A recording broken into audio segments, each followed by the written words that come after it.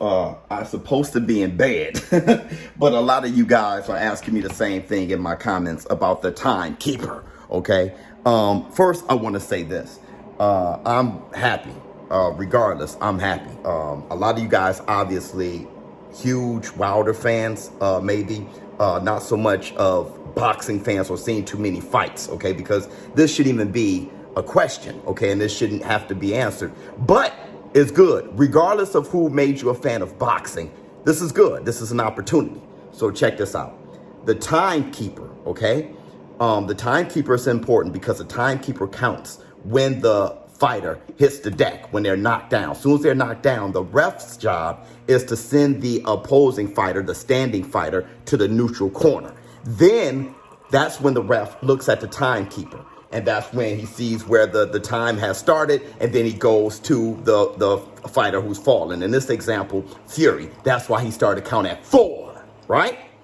Now, after that, the timekeeper is no longer involved. It's just the referee, because you can't have two voices at the same time. That's throwing off the fallen fighter. You can't have 5, 5, 6. You can't do that. That's going to throw him off. So now it's just the referee. Now, in this situation, he did try to send a Deontay Wilder to his neutral corner. Deontay Wilder wasn't in the neutral corner, so he had to stop the fight, just like I explained to you guys the rules. So when he stopped the count, he stopped the count, and he sent Deontay Wilder back to his corner, and then he resumes the count. All of that is legal, and that's how you're supposed to do it. If Deontay Wilder would have been in his neutral corner and stayed in his neutral corner, then the count would have never stopped. Right? He had to stop it to send Wilder over there. Now, a lot of you guys are asking the difference between seconds and a count. Now, while it's his count, it's not like seconds. 1, 2, 3, 4. No.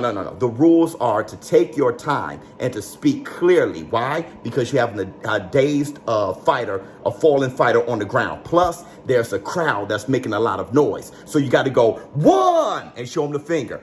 2, show him 2 fingers so he can understand. Get their attention. 3, that's why it's not a 10-second count, but the refs count to 10. All right. So I hope you guys understand this. Now, a lot of you guys are going to be like, why Showbizz have to explain this? Listen, don't get on their case. OK, we want more boxing fans, regardless of who brought you over and you don't know much about the sport. This is an opportunity now, but don't say that someone is cheating or robbing someone because you don't understand it.